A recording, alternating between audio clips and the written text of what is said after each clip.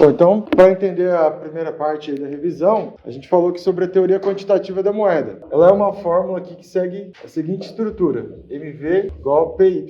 Lembra disso aqui? Então, o que ela vai querer dizer ali? Ela vai querer fazer uma relação entre o mercado monetário e o nível de preços da economia, certo? A pergunta que eu vou fazer na prova é: o que é a teoria quantitativa da moeda? Notou aí? E aí você tem que explicar as variáveis. Relaciona quantidade de moeda, que é a velocidade da moeda, com o nível de preços, com o produto.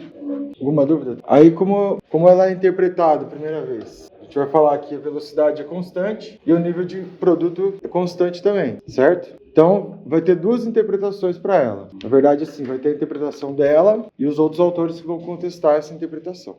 Certo? Qual que é a interpretação dela? Então, anota aí. Qualquer variação na quantidade de moeda... Mas essa parte da MV, você tem que importar. Isso, nota aí a explicação. Eu vou perguntar o que é, você coloca MV igual a PY, velocidade é constante, produto é constante. Você vai pôr essas duas coisas, né? Então, qualquer variação na quantidade de moeda, o que é a quantidade de moeda? É a base monetária, certo? Por entre parênteses, base monetária. Tem como resultado a mesma variação no nível de preços. Vem aqui que eu repito. Qualquer variação na quantidade de moeda, que é a base monetária, certo? Vai gerar uma variação no nível de preços. Alguma dúvida? Precisa que eu repita alguma coisa? Então, o que isso quer dizer? Isso aí traduz o que a gente escuta hoje daquela ideia, imprimir dinheiro, que é imprimir, é aumentar a base monetária. Tem como único resultado um aumento na inflação? A primeira interpretação, que vai até o período neoclássico, é que sim, certo? Então, o Adam Smith, o David Ricardo, que são os clássicos, assim como posteriormente lá o Alfred Marshall, mais outra turminha toda ali, vai pensar desse jeito, certo? Qual que é a interpretação posterior, que vem com o Keynes e depois tem outros desdobramentos? Eu digo outros desdobramentos porque depois o Keynes fala assim, não, ela não vai valer sempre. Aí vai vir outros autores e falam, não, ela vale sim. Daí vem outros autores e falam, não, ela não vai valer. Entendeu? Fica toda essa treta aí. Mas vocês entendendo o primeiro argumento e depois o outro, vocês vão entender que o resto é só uma acomodação de termos ali para falar que sim ou que não. Qual que é o segundo argumento, então? É que nem sempre, certo? Porque a quantidade de moeda vai influenciar a inflação a depender se a oferta consegue acompanhar a demanda. Vai gerar um aumento, uma variação no nível de preços. Então, você escreveu? Oi? De preços. Depende também de outras variáveis. Aí coloca aí, outras variáveis. Depende também de outras variáveis, como? Escreveu aí? Ah, decorou? Isso não é interpretação. Essa é a segunda interpretação. A primeira é qualquer variação na moeda, variação no preço. A segunda é nem sempre, porque depende do nível de preços, não, do desemprego, certo? Da capacidade utilizada da indústria utilizada e do tipo de inflação. Todo mundo anotou certinho? Precisa que repita. Eu escrevi assim, ó, nem sempre a quantidade de moeda vai gerar uma variação no nível de preço. Depende também de outras variáveis, como por exemplo, o desemprego, a capacidade utilizada da indústria e o tipo de inflação. Perfeito, isso aí. Agora eu vou explicar essa segunda parte. Por que depende? Porque dependendo do tipo de inflação, você fazer uma política monetária vai ter mais efetividade ou menos. Por exemplo, vocês lembram o tipo de inflação que tem? Tem inflação de demanda, de oferta e de inercial. São esses três tipos, certo? Quando a gente tem uma inflação de ofertas, o que significa? Que algum insumo, alguma matéria-prima está subindo o preço e os produtores estão repassando esse preço para o consumidor, certo? Então a gente chama isso de inflação de custo. Quando sobe o combustível, por exemplo, beleza? Se a política monetária tenta arrumar a inflação através da política monetária lá, e ela é uma inflação de custos, ela vai ter menos efetividade porque ela não está atacando a raiz do problema, certo? Por quê? Qual que seria o caminho mais ideal? Atacar, tá subindo a gasolina, faz a gasolina cair. Tá subindo a energia, faz a energia cair. Aumenta a oferta de energia, aumenta a oferta de combustível. E daí o negócio ia se equilibrar, resolver o problema da inflação, certo? Nem sempre isso é possível. Aí a gente usa a política monetária para bater na demanda. Outro tipo de inflação que pode ser é a inflação de demanda. Se a inflação for de demanda, quer dizer o quê? Que a oferta está crescendo menos do que a demanda. Se a demanda está crescendo mais rápido que a oferta, o que acontece? O cara não consegue aumentar a produção dele num curto prazo. Porque para aumentar a produção, você depende de fazer um estudo, ver se o negócio não é sazonal, ver se você não vai dar um passo maior do que a perna, beleza? Aí qual que é a lógica da segunda explicação? Se a gente tem um desemprego alto e se a capacidade ociosa da indústria está alta também, ou seja, o cara que produz 100, ele tem capacidade de produzir 100, ele está produzindo 50.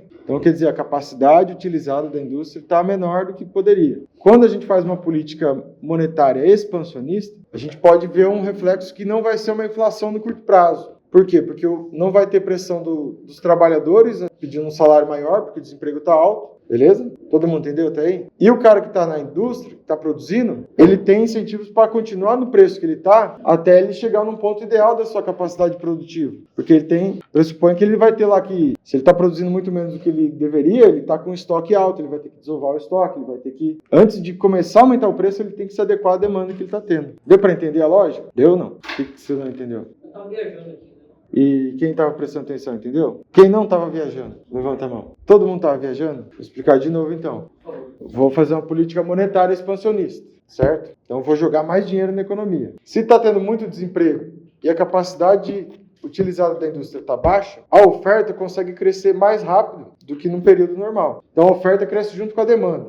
E aí a gente não tem inflação. Quando que dá inflação? Imagina que o desemprego está baixíssimo. Aqui no Brasil, vamos dizer, está 5%. A capacidade utilizada da indústria está em média em 95%. Se eu dou um gás na economia, a oferta não consegue crescer rápido. A demanda cresce. Por que a demanda cresce? Porque se dá dinheiro na mão da pessoa, ela já pode gastar. E a oferta para crescer? A oferta demora mais, porque o cara tem que analisar quanto que ele vai pagar de juros para comprar uma máquina nova, quanto que ele vai contratar de pessoas para empregar. Então, como demora um tempo para ele se adequar à nova demanda, aí ele acaba optando por aumentar o preço. Não entendeu ainda? Quem não entendeu? Entendeu agora? Beleza? Sobre o Boletim Focus, né? A gente fez uma aula sobre o Boletim Focus. Então, vocês lembram o que é o Boletim Focus? Isso aí eu vou ser bem sucinto aí. O Boletim Focus é um relatório elaborado pelo Banco Central para pesquisar as expectativas do mercado em relação às principais variáveis macroeconômicas. Como que eu falei? É um relatório? É um relatório elaborado pelo Banco Central para medir as expectativas do mercado em relação às principais variáveis macroeconômicas. Importante mencionar que o Boletim Focus, quase nunca, para não dizer nunca mesmo, ele vai acertar na previsão. Por quê? Ninguém tem bola de cristal, certo? Então, para que ele faz essa pesquisa? Para medir o humor do mercado. Para ver, por um lado, se ele faz um negócio que todo mundo tem que ter o máximo de rigor em falar o que vai acontecer mesmo, acaba não medindo o sentimento do mercado. Por outro lado, o mercado acaba usando aquilo para influenciar a política econômica do país. Do tipo, algum governante foi lá e soltou uma medida que é expansionista, que vai aumentar gasto, por exemplo. O Boletim Focus vai perguntar para o pessoal do mercado financeiro o que vai acontecer. Aí o mercado financeiro fala, vai subir muito a inflação. É um jeito dos caras falar, estamos preocupados com a inflação, entendeu? Estamos preocupados com o déficit público. A expectativa é que aumente os juros. Então, o Boletim Focus vai falar lá sobre o PIB, sobre a inflação, sobre a taxa de juros, sobre o câmbio, balanço comercial. Vou pela ordem. PIB, juros, inflação, câmbio, as contas externas, né? Falar tanto que tem de reserva como o balanço comercial e as contas públicas, é resultado primário e nominal. Essas que são as principais variáveis. Isso, macroeconômicas. Então você lembra das primeiras aulas ali, né? Quando eu falei, o que você precisa saber para um país está bem ou está mal na economia? Você tem que ver todo o contexto das variáveis. Não é só falar, não, esse PIB está crescendo, o desemprego está baixo. Porque você pode ter um país que tem um desemprego baixo, mas a inflação está explodindo, o câmbio está ruim, beleza? Sobre esse tema aí, o que eu posso perguntar na prova é só o que é o Boletim Focus, certo? Mas aí não vou testar, guardar na cabeça aí. Para a prova não, para a vida talvez. Aí na sequência a gente entra ali nos temas da política monetária em si, certo? Então assim como a primeira prova, que era sobre política fiscal, eu vou perguntar o que é política monetária? A política monetária é como o governo usa a relação entre quantidade de moeda e juros para atingir os seus objetivos. Que parte? Quantidade de moeda e a taxa de juros para atingir seus objetivos. Aí vai ter uma tabelinha assim na prova. Contracionista e expansionista. Aí vai ter aqui. Para que serve? Para que serve o cara puxar o freio da economia? Você não quer que a economia cresça? Mas às vezes tem que puxar o freio para controlar a inflação. Pode perguntar. Outro motivo, para ajustar as contas públicas. E outro motivo, tem mais motivos às vezes, tá? Mas os principais é para ajustar o câmbio. Pode ser também estar relacionado ao balanço de pagamento. O que é o balanço de pagamentos? Igual quanto que a gente exporta menos quanto a gente importa. Beleza? Aí do outro lado da tabela, você vai colocar aqui para que ela faz política expansionista. Para gerar emprego, para aumentar o crescimento. aumentar a oferta agregada. Pode ser entendido também como uma política anticíclica. O que é anticíclica? A gente entrou numa crise, bateu um Covid aí, todo mundo está desempregado, a economia está caindo, tudo está indo mal. Aí o governo reduz a taxa de juros para incentivar as pessoas a comprar mais, voltar a investir. E aqui, na outra parte da tabela, vai ter as variáveis. Quais são as variáveis? E a letra utilizada aqui é o I, que em inglês, interest, que é o juros, que é a quantidade de moeda. Então, na contracionista, o que ele vai fazer? Ele reduz a quantidade de moeda e aumenta os juros. E na expansionista, ele faz o contrário. Ele aumenta a quantidade de moeda e reduz os juros. Beleza? Alguma dúvida? Posso perguntar na prova? Aí, para fechar o tema das duas últimas aulas, a gente falou sobre o sistema financeiro nacional e o Banco Central. Daí já encerra o nosso escopo aí da prova. Beleza? Então, o que é o sistema financeiro nacional? É onde se encontram agentes deficitários de agentes superavitários de recursos. É quem tem dinheiro com quem não tem, quem precisa de dinheiro. O que é agentes deficitários? São pessoas que estão precisando de grana. Empresa que quer aumentar o seu financiamento. Agentes deficitários. Quem precisa de grana. Agente superavitário. Quem tem grana para investir. Se a gente falar desse jeito, você vai... Beleza? Qual que é a palavra? Superavitário e deficitário. Superávit é quando está positivo. Professor, é uma E deficitário. É quem tem dinheiro com dinheiro. Você pode escrever quem tem dinheiro com quem quer investir. Quem não tem dinheiro com quem quer investir. Entendeu? Entendeu? Aí ele se divide em dois. Tem o sistema normativo, que estabelece regras e fiscaliza. Normativo, estabelece normas e fiscaliza. E o outro é o sistema operacional. São os dois medidas ali do sistema financeiro nacional. Ali no slide tem uma tabelinha também. Tem umas questões que eu esqueci de falar aqui. Por aqui no slide. Mas qual que é o sistema operacional, professor? O sistema operacional é onde encontram-se as instituições financeiras. Eu já vou pôr aqui o slide exatamente.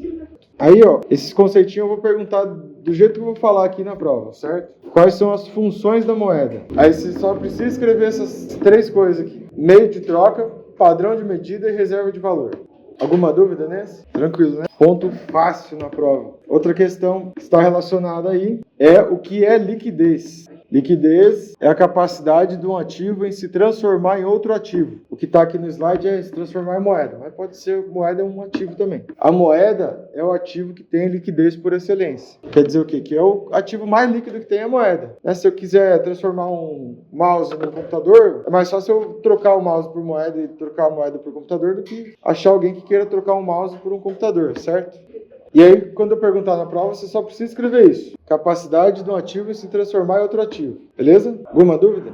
Liquidez é usada para outros conceitos também, né? O Keynes, que é o principal economista aí do século XX, ele falava que quando você está aplicando o dinheiro, né, e pegando juros, ele vai dizer que os juros é o preço por abrir mão da liquidez. Quer dizer o quê? Que eu escolho não ter a grana aqui agora para ter no futuro, certo? Traduziu com outras palavras. E a liquidez é usada também quando a gente fala assim, ó, o Banco Central fez uma injeção de liquidez na economia. O que ele está querendo dizer? Você vê isso no jornal. Que é uma política monetária expansionista, que ele está jogando mais grana na economia, certo? Se alguém chama para você tomar uma cerveja, você está sem grana, você não quer falar, tô pobre, sem dinheiro. Você pode falar assim, estou sem liquidez no momento. Entendeu? Muito mais bonito, né? Tá sem grana do mesmo jeito. É mais sofisticado, né? E a liquidez também está associada quando a gente vai fazer um investimento. Vamos dizer, eu vou pôr o dinheiro num fundo de investimento lá. Tem aplicações que vai ter uma liquidez diária, que nem a poupança. Eu posso pôr hoje e tirar hoje também, certo? Tem outros investimentos que vai ter a liquidez que está escrito lá, D mais 30. Quer dizer que a hora que eu falo, quero sair, eu só vou receber daqui 30 dias, ou daqui 60. Vai mudando isso aí de acordo com o plano que tem no investimento que você aplicou. Porque normalmente os investimentos vão ter a rentabilidade baseada no risco, na liquidez e no volume. Por que a poupança paga pouco? Porque o volume é baixo, o risco é baixo e a liquidez é diária, entendeu? Vai ter outros fundos de investimento que são mais arriscados, que às vezes o cara vai pedir para você, ó, aplicou aqui, você tem que deixar o dinheiro D mais 30, D mais 60, porque eu não posso ficar tirando o dinheiro de onde eu estou aplicando toda vez que alguém pedir para sair fora. E vai ter outras aplicações que vai falar assim, não, o mínimo para você entrar nessa brincadeira com a gente aqui é R$10 mil, entendeu? Alguma dúvida aí, pessoal? Liquidez, beleza? Aí outra perguntinha Facinho aqui na prova. Ó. Demanda por moeda. Por que as pessoas demandam moeda? São essas 3 características. Transação, precaução e especulação. Porque a pessoa demanda moeda para transacionar diariamente. Por precaução, então para se precaver de possíveis imprevistos. E especulação. E é importante destacar esses conceitos, porque nem sempre quando existe uma política expansionista em curso, todo o dinheiro ele vai ser utilizado em transação. E isso influencia também se vai ter inflação ou não. Vamos dizer, no Covid, o que aconteceu nos primeiros meses? Os Estados Unidos fez uma política muito agressiva de expansionista. Ele aumentou a quantidade de moeda circulando, aumentou a quantidade de dólar 4 vezes. E por que não deu inflação? Primeiro porque tem esse advento da capacidade ociosa da indústria ter aumentado, porque todo mundo fica no lockdown, o desemprego aumentou, mas também porque muita gente vai pegar essa grana que recebeu do estímulo público e vai guardar, fazer uma reserva de valor. Pô, tô vendo que o mundo vai acabar aqui, todo mundo morrendo em volta. Eu vou pegar essa grana, vou gastar, que nem um louco. De repente, você fala, nossa, peguei Covid, vou ter uma semana de vida, mas você não sabe, né? A maioria das pessoas pega esse dinheiro e usa como uma reserva de valor. Então, o cara faz uma política monetária muito agressiva, isso não vai aparecer nada na inflação. Vai aparecer depois que o pessoal começa a ver que o mundo não vai acabar, começa a falar, pô, vou usar aquele dinheiro que eu guardei, certo? Mas aí, nesse momento, é o ideal que a política monetária comece a fazer um ciclo contracionista. Então, o que a ideia é? Quando a economia vai para baixo, você dá um estímulo, mas quando ela começa a voltar a subir, você faz o contracionista. Porque se cresce a economia muito rápida do que a oferta, aí começa a dar inflação e começa um embrulho de patologias econômicas. Beleza, pessoal? Alguma dúvida? Essas 3 perguntinhas aí. Então, para fechar aqui, vou fazer 3 perguntas sobre o Banco Central. Primeiro, qual é o objetivo do Banco Central? E aqui no Brasil só tem um objetivo: controlar a inflação. Você pode escrever do mesmo jeito, que significa a mesma coisa. Preservar o valor, poder aquisitivo da moeda. É a mesma coisa. Estabilidade de preço, mesma coisa. Exatamente. Certo? Nos Estados Unidos, assim como em alguns outros lugares aí, o Banco Central deles lá, o equivalente, o objetivo deles é controlar a inflação ao melhor nível de emprego possível. Então, o que quer dizer isso? Que o Brasil aqui, a prioridade é a inflação. Se tiver que, para controlar a inflação, causar um desemprego em massa, foda-se, vamos resolver a inflação primeiro. Por quê? Porque os Estados Unidos não teve o passado de inflação que a gente teve no Brasil. A gente olha a Argentina hoje, que é essa tragédia aí, o Brasil já passou vários perrengues também. A gente chegou a ter picos de inflação que bateu mais de 1000% de inflação no ano. 1000% de inflação no ano, você imagina o que é? É um negócio que está muito longe da nossa realidade, mas você ia no mercado hoje de manhã, à noite o preço já é maior. Tinha um cara no mercado contratado para ficar atualizando o preço das coisas o tempo todo. Quando você recebia o seu salário, você tinha que ir na hora gastar tudo que você pudesse no mercado. Porque você espera até o final do mês, sua grana já não compra tudo. Beleza? Alguma dúvida aí? Então aqui o Brasil é essa treta. E também, essa regrinha é colocada em vista a tentar diminuir a utilização do Banco Central para políticas eleitoreiras, né? Do tipo, o cara vai deixar de se preocupar com a inflação para dar um estímulo na economia só para ganhar uma eleição, por exemplo, né? Que acontece em vários governos, né? Seja esquerda e direita, de cima, de baixo. A segunda questão é quais são as funções do Banco Central. E aí não precisa explicar nada, não, é só escrever exatamente o que está aí, ó. Banco do governo, Banco dos bancos, executa a política monetária, emite moeda e fiscaliza o sistema financeiro. Aí a última parte aqui, ferramentas do Banco Central. E aí na resposta da prova você pode pôr só os itens aí destacados, não precisa explicar, já está de bom tamanho. Primeiro é a operação de mercado aberto. Aí tá cada um aqui explicadinho. Aqui, né? Operação de mercado aberto, chamado de Open Market. O que é Open Market? Quando o governo o Banco Central vai lá na bolsa, compra e vende título público. Então, se ele quer aumentar a quantidade de dinheiro circulando na economia, o que ele faz? Ele compra título das pessoas. Então, você tem um título público lá. Na verdade, não da pessoa física, né, mas das instituições financeiras. A galera tem lá um título público. Ele vai lá e fala assim, me dá esse título aqui, eu te dou dinheiro. Então ele coloca mais dinheiro em circulação na economia, beleza? E se ele quer fazer uma política contracionista, ele vende título público, porque daí ele pega a grana da galera e senta em cima. Então ele reduziu a quantidade de moeda em circulação. Mas quem que vai dar o dinheiro pro governo? Como que ele faz isso? Ele aumenta a taxa de juros. Então ele fala, você que não queria investir num título que estava pagando 10% ao ano, e 12% você investe? 12% eu invisto. Então, ele compra o título, o governo guarda o dinheiro, certo?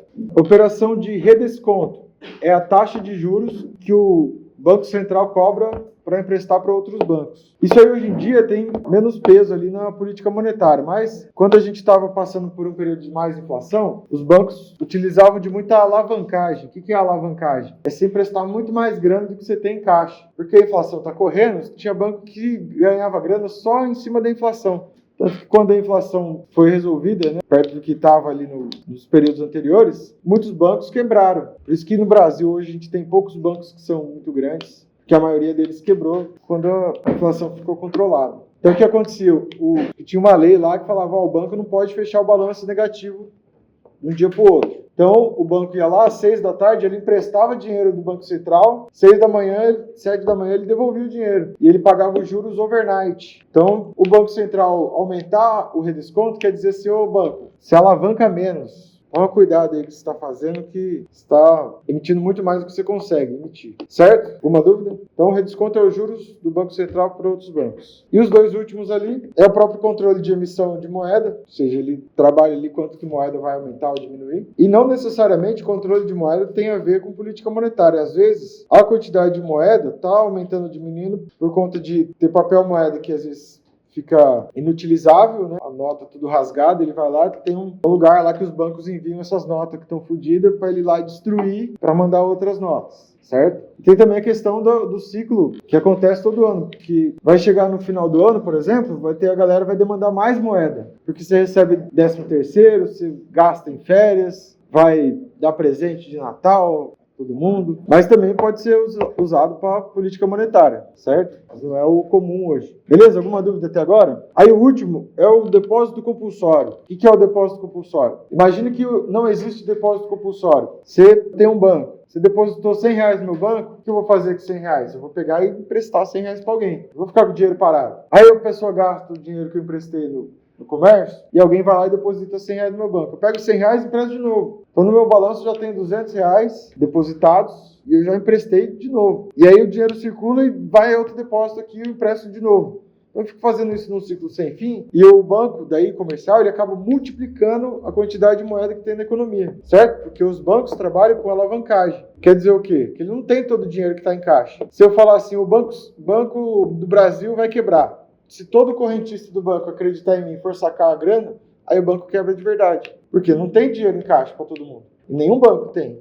Nenhum. Porque o banco vai lá e se alavanca. Presta para outros bancos. Quando acontece uma crise financeira, por exemplo, uma recente agora foi um banco lá do Vale do Silício. Um banco do Vale do Silício já se põe ali que ele tem muitas empresas ali que ele trabalha que são relacionadas às novas tecnologias, né, que são startups, que são empresas ali que dependem muito da taxa de juros. É porque a própria empresa já se alavanca pra caramba. E o banco prestava para um monte dessas empresas. Surge um rumor que com o aumento da taxa de juros dos Estados Unidos, esse banco aí vai passar por dificuldades, porque ele está comprado um título que tem uma taxa baixa, daí o governo vai aumentar a taxa, vai ficar no prejuízo. Como começou todo mundo a sacar dinheiro, o banco quase quebrou. Aí o governo foi lá e falou assim, não, galera, temporariamente eu vou ajudar o banco aqui, então se alguém quiser sacar o dinheiro e não tiver em caixa, eu vou pagar. Diz que ele está saneando o banco, ou seja, ele garante os depósitos ali. Aconteceu isso também depois da queda do Lehman Brothers, na crise de 2008, 2009. O que aconteceu? Os bancos venderam um monte de título que era uma bosta. Aí